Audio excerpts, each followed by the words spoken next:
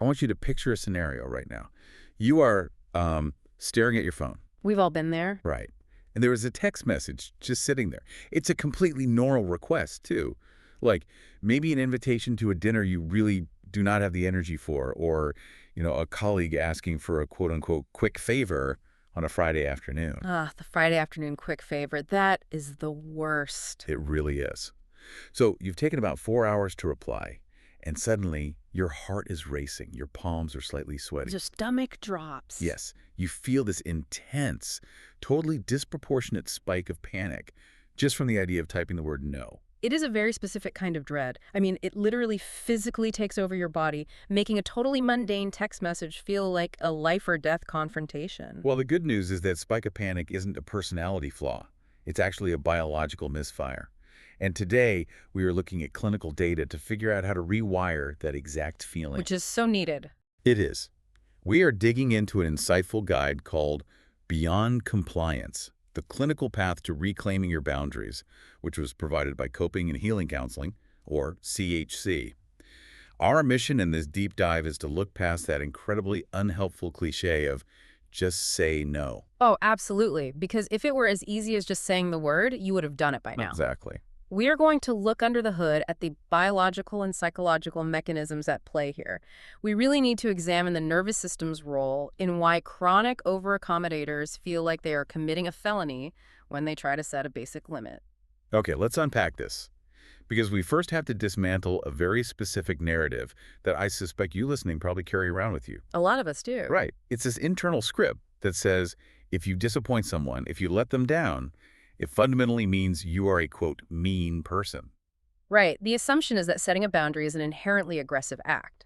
But the central premise from our source material reframes this entirely. Thank goodness. Letting people down doesn't make you mean.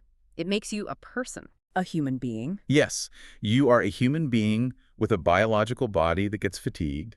You operate within a finite 24-hour day, and, your capacity simply fills up. Had a limit. It has a hard limit. And most importantly, your feelings and your needs are not mathematically less important than anyone else's. What's fascinating here is the clinical reality behind why we ignore those basic facts of our own humanity.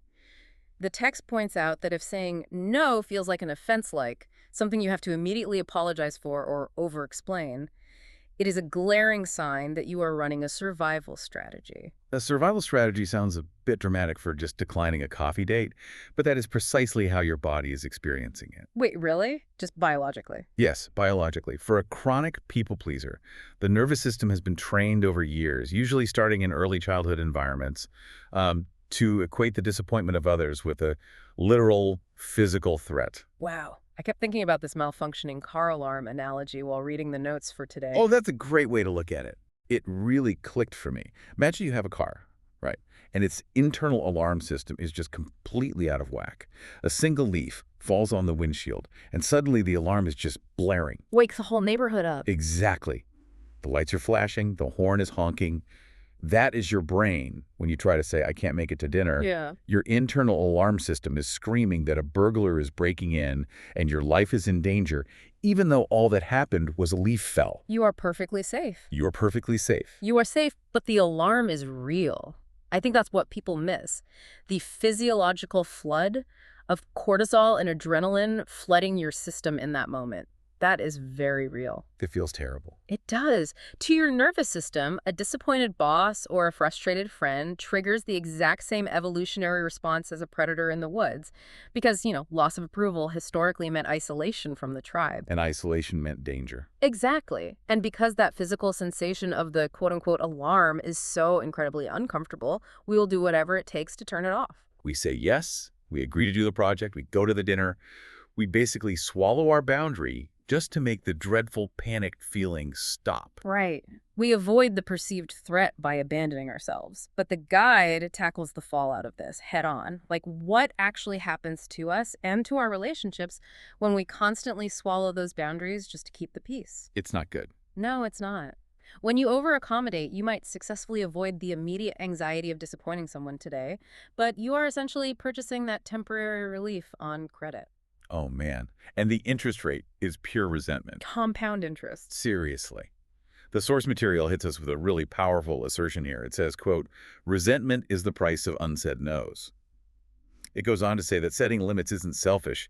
It is actually the only way relationships stay real. Because otherwise you start feeling bitter toward the very people you were supposedly helping. You feel entirely consumed by their demands. You feel like they are taking advantage of you. Exactly. But the really uncomfortable reality is, well, you never actually gave them the chance to respect a boundary because you never set one. Ouch. That is... Yeah. That's a hard truth. The relationship isn't, quote, real because it's built on a heavily edited, endlessly compliant version of you. Okay, but wait. I'm struggling with this part. I want to push back on behalf of the listener. Go for it. If setting boundaries is supposedly the only way to keep relationships healthy and real, why do people get so incredibly offended when you finally start setting them? That is the big question. Right. Yeah. Like, shouldn't my friends and family be thrilled that I'm finally showing up authentically? If boundaries are so good for the relationship, why does setting one usually start a huge fight? The clinical guide addresses this paradox beautifully. The hard truth is, the people who get upset when you finally establish boundaries, well, they were actively benefiting from you not having them. Yeah, they were accustomed to a dynamic that required zero compromise on their part.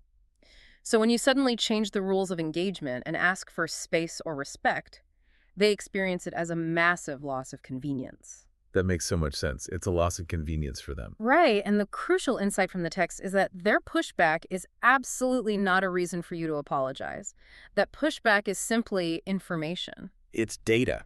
Exactly. It's data telling you exactly what the foundation of that relationship was actually built on. Like, was it built on mutual respect or was built on your endless willingness to bend over backward? Once you have that data, you can start making conscious choices about who gets access to your time, rather than reactive choices driven by that faulty car alarm in your nervous system. So if our brain is naturally wired to panic in these situations, we need a new set of default instructions to override it. We do. We have to literally rewire the code. And the guide actually provides a sort of permissions list to help do exactly that. It's literally giving you permission to do things that probably feel forbidden right now. I love this section. It's so good. For instance, the simple act of declining an invitation. You are allowed to do that. Leaving a text on read until tomorrow. Which is so hard for so many people. It feels illegal, but you are allowed to disappoint someone whose disappointment used to feel like a literal threat. And that means acknowledging the past threat, but consciously choosing a completely different action in the present. That is the core of breaking the cycle. The guide also gives you permission to pick yourself, even when picking yourself looks like a no to someone else.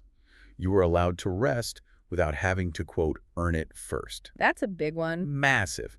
You are allowed to have needs that occasionally inconvenience other people. You're allowed to change your mind.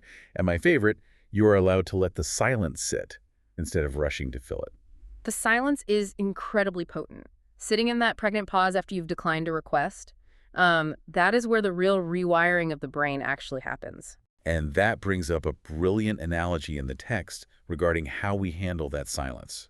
It gives you permission to say, that doesn't work for me, without giving a 3-paragraph explanation. Yes, the over-explaining. Right. Here's where it gets really interesting. When chronic over-explainers have to say no, they draft an entire novel.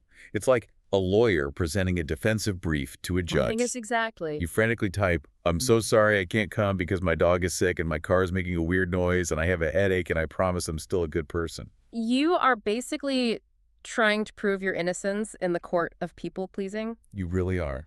Because the over-explaining is just another manifestation of that survival strategy. You are trying to manage their reactions so perfectly that they won't be disappointed, thereby keeping yourself safe from the threat of rejection. You are handing the judge a mountain of evidence, hoping They will grant you a pardon for taking a night off. exactly. A pardon for resting. The permission here is to drop the defense brief entirely. That doesn't work for me is a complete sentence. It is. But sitting in that pause after sending a short, unvarnished no, without rushing to fill it with all those justifications, that is going to feel excruciatingly uncomfortable at first. Oh, the car alarm is going to blare loudly. Untangling this deeply ingrained response takes significant practice. It is definitely not a switch you just flip because you heard a piece of good advice on a deep dive. If only. Right. Your nervous system has spent decades operating under the assumption that compliance equals survival. And sheer willpower usually isn't enough to fix a malfunctioning car alarm. You can't just tell yourself, stop panicking and expect the alarm to shut off. It doesn't work that way. The guide gets very specific about how professionals actually help patients rewire this threat response. Because it's not a character flaw we are dealing with, it is a structural loop. It is, and the source notes that this chronic overaccommodation is highly prevalent among high-functioning individuals. Like, we see it constantly in people in helping professions, healthcare, education, leadership roles. People who are objectively successful. Objectively successful, but internally just completely exhausted. The clinical work is explicitly not just learning to say no. Right. The behavior of saying yes is just the symptom. Exactly. The behavior is downstream of a nervous system that has made a faulty equation. So, effective therapy tackles the root cause using specific modalities. First, they focus on building tolerance for the somatic, meaning the physical discomfort of disappointing others. So this is essentially learning to sit in the driver's seat of the car while the alarm is blaring. You feel your chest tighten, you feel the sweat on your palms. Or racing heart. Yeah, but instead of rushing to turn the alarm off by saying yes, Yeah. you just sit there until your brain realizes the car isn't actually going to explode. Exactly. You literally teach the body that the alarm is a false alarm. Then, the text discusses utilizing internal family systems, or IFS. I found this part so fascinating. It's incredible, and this isn't just clinical jargon. It's a profound way of viewing the mind as a system of different, quote, parts. In this context, a therapist helps you identify your protective parts. The bodyguards. Right. The part of you that people pleases isn't weak. It is actually a fiercely loyal bodyguard that developed long ago, usually in childhood, to protect you from the intense pain of rejection or anger. That is incredibly compassionate. It takes all the shame right out of it. You aren't a, quote, pushover. You just have a bodyguard who is working major overtime. Overtime for years. And the therapist helps you negotiate with that bodyguard. They might ask the bodyguard, what are you afraid will happen if we say no to this favor? And the bodyguard might answer, if we say no, they will abandon us and we literally won't survive. Yes. Through IFS, the therapist helps update the bodyguard's understanding, showing it that you are now an adult with agency, not a helpless child who needs constant protection from disapproval. Another modality the guide breaks down is cognitive behavioral therapy, or CBT, combined with schema therapy.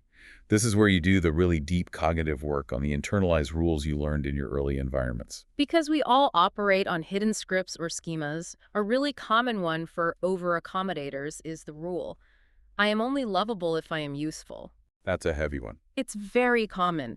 Schema therapy forces you to look at that line of code, recognize that it was installed by an environment that demanded your usefulness, and literally rewrite it to something like, I have inherent worth even when I am resting. Then you actually practice that new code in the therapy room. The therapeutic relationship itself becomes a sort of safe laboratory. You get to practice setting boundaries with the therapist and experience what it feels like to receive a safe, non-punitive reaction. Which is so healing. Having a professional guide you through the somatic panic, negotiate with those protective parts, and rewrite your internal schemas is often the key to moving past just intellectual understanding into actual behavioral change. And what makes this source material from coping and healing counseling so practical is that they actually apply these exact modalities with everyday people. This isn't just like abstract theory. CHC uses this specific clinical architecture, the IFS, the schema work, the somatic tolerance, in their actual practice. Right, and reducing barriers to this kind of specialized work is crucial because navigating a malfunctioning nervous system is rarely something someone can do successfully in total isolation. Totally. The logistical details in the notes are fantastic for that very reason. CHC operates as a completely high-pay compliant telehealth practice, and they serve all 159 counties in Georgia. Which is incredible for access. It really is. Yeah. So no matter where you are in the state, you have access to a diverse, culturally competent team of over 15 licensed therapists, like LCSWs, LPCs, LMFTs. A whole range of professionals. Right. And they work with individuals, couples, families, and teens from age 13 up, covering exactly what we've been discussing today alongside things like anxiety, trauma, PTSD, grief, relationships, and chronic stress. What really stands out in the guide's practical application section is that emphasis on making this deep clinical work accessible. Accessibility is huge here. CHC accepts Medicaid with a $0 copay. Which is amazing. It breaks down a massive barrier to entry. They also take Aetna, Cigna, Blue Cross Blue Shield, United Healthcare, and Humana, which usually means sessions are around $30 to $40. It makes it highly attainable for people wanting to start untangling their survival strategies. Because getting help shouldn't be another source of stress. Exactly.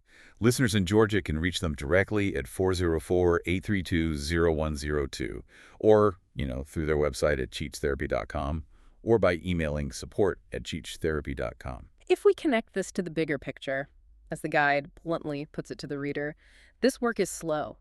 It is deeply uncomfortable. It's not an overnight fix.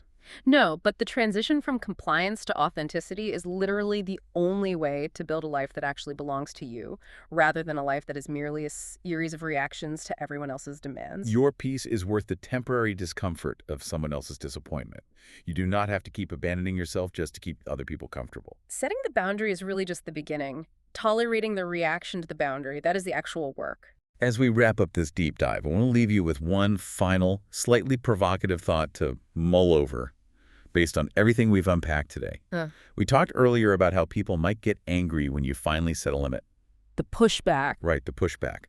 I want you to think about the last time that happened to you. Think about the person who pushed back and got offended. Were they actually mourning a real rift in a deeply connected relationship? Oh, this is a great question. Or, if we look closely at the data, were they just mourning the loss of the free services you used to provide? Wow. That question completely changes how you view the fallout of a boundary. It really changes the math, doesn't it? Right. Thank you so much for joining us for this deep dive. Take a deep breath today, put the defensive lawyer brief away, and maybe try leaving a few texts on read tonight. Highly recommend it. We'll catch you next time.